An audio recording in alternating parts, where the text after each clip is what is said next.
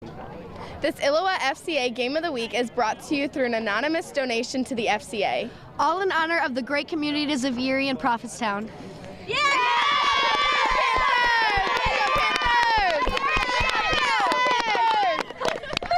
It's been a tough it out, grind it out kind of season for the Erie-Prophetstown Panthers. Starting with a very young squad, they're all grown up now, and they've endured their share of injuries as well. And now they're right where they want to be, in the Class 3A playoffs against last year's state runner-up, St. Joe Ogden.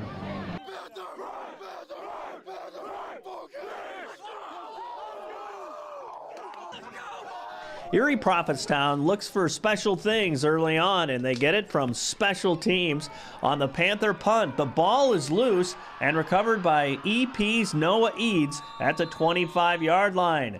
On the ensuing drive, they are facing 4th and 1. Quarterback Philip Coers picks up 14 yards down to the 4, and on the next play, Coers is in the end zone, and the Panthers are on top 8-0. But the Spartans counterpunch, capping a long drive as Connor Janes goes up and over as they cut it down to 8-7. Second quarter, enter EP's hammer, Dylan Binion, the big gainer to set the table for another Erie-Prophetstown score. And here it comes. Coers, 20-yard TD toss to Jordan Chandler, plus the two-pointer, makes it 16-7 Erie-P-Town. But SJO, in the final moments of the half, scores twice. Eli Olteen to Clayton Slifer, shakes a couple guys and goes 56 yards, and that trims the lead to 16-13. And then, with just 7 seconds to go until halftime, the Spartans in position again on 4th down. Olteen to a leaping Cole Berry, and St. Joe's Ogden leads 19-16 at the half. Third quarter up 27-16. SJO on 4th down again. Olteen to James, 8 yards for the score. It's 34-16 Spartans, but Erie-Prophetstown not done yet. On the sweep, Chandler waits for his blockers, gets into open space, 51 yards down the sideline for the touchdown. It's 34-22. In the fourth quarter, SJO again has the answer. Olteen deep to James. This one covers 75 yards on the scoring strike as the lead grows to 41-22. A few plays later, Binion goes down with an injury, and he has to sit out the rest of the game.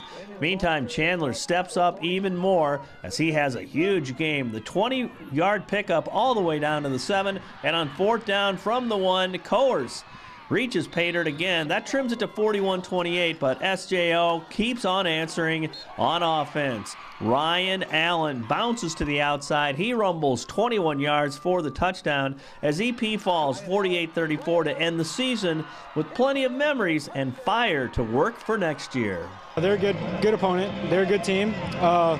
They took advantage of our mistakes, and we had to fight through some adversity, and we just couldn't come out on top today. And it was a good year. Proud of everybody on our team. I don't regret anything, and they just happened to come out on top today.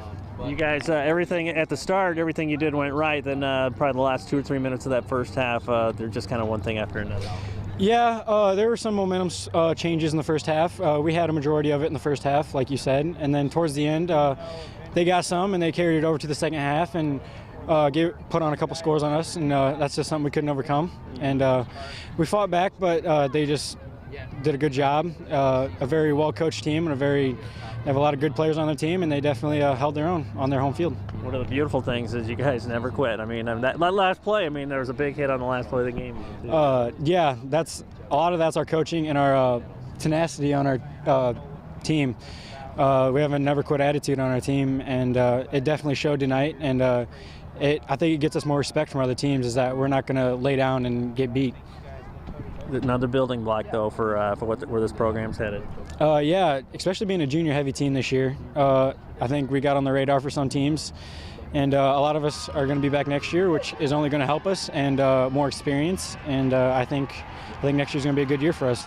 This is a tough game. Next year we got a whole bunch of juniors returning, and it's about hitting the weights hard, nonstop, leave no doubt, leave everything out every day. We train this whole season. Just get bigger, faster, stronger, and come back next year and hopefully make a run. Do you feel like that's where the program is? It's just step by step, and this might have been one of those shocking years, like you said, a bunch of young guys, and here you are in the playoffs again. Yes, sir. Yeah, it's very shocking, but I mean, we fought through it. We thought we could do it, and we did, and we put our minds to it. But next year, this is a program tradition, and I feel like we're going to be in the playoffs for a long time in consecutive straight years because we just got a great underclassmen, and everyone's working hard, and everyone wants to be here and witness this atmosphere. Well, honestly, in this game, the first 15 minutes of the game, everything that went right could have, and then a couple things unraveled there, and they made some good plays. Yeah, we just didn't fight through adversity. Well, we did fight through adversity, but it's tough. They're a good team. They're in the playoffs every year. Seems like state runners-up last year. It's just you can't have any mistakes against them because they won't make themselves lose. You have to force them to lose because they're a good team. We gave up, the big play on offense to them all night long. They hit some huge pass plays on us, and then we made some crucial special teams mistakes in the first half that just gave them great field position. Even our first kickoff, we gave them the ball on the 50-yard line. So you just can't make those mistakes against such a quality opponent. When you had the recovery on the punt right away, I mean, that's the kind of momentum you want at the beginning of the game, and you took advantage of that. Yeah, we did. And I really thought the first half was ours. Except for, like you said, the last 3 minutes, we just made some huge mistakes, and teams like this just capitalize on it. They're so disciplined, and they don't beat themselves. We got to capitalize though a little quicker.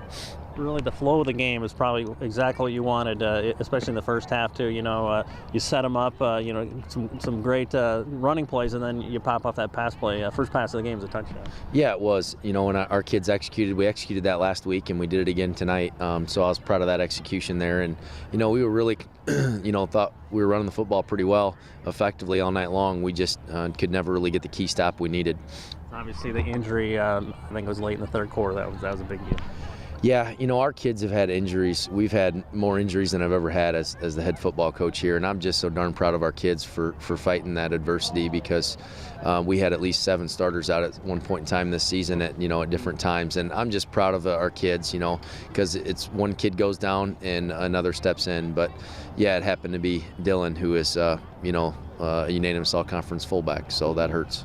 This team really left their stamp on the program too. Like you said, a bunch of young guys, and here you are in the playoffs again.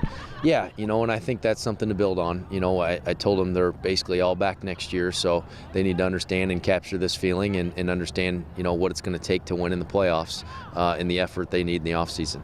Are these moments too, it's like you do run into a program that's a perennial power too. Guys can soak that in. Guys can say, like we can go head to head with them, but I want to be like that too. That this is just what those big programs do. Yeah, I mean, this is a game that I look forward to playing them again at some point in time. I'm sure we'll see them down the road eventually again, and I think it'll be a good matchup again. So, this was great experience for us. We haven't got to travel in the playoffs really, and it was fun in the charter bus, and I think they're still going to remember it and have memories for a lifetime here. And last thing, coaching has highs and lows and charms and frustrations too. When you stand at midfield of a season-ending game, what runs through your mind? The looking back and looking ahead, I guess. It's since last January, you start working with a lot of the kids, and it seems like it's always ongoing anymore, but it's so much work that they put in, behind the scenes that everybody doesn't see. So, but it's hard to say goodbye, that's for sure, when you got a group of seniors like we had, and Sean Maloney, and just a captain for us that was just plays his heart out for us, and so we're gonna miss him. Hey, let's get FCA going on your college, high school, or middle school campus. To find out how, you can contact me or check out our website at ILLOWAFCA.org. With the FCA Game of the Week, I'm Dan Pearson.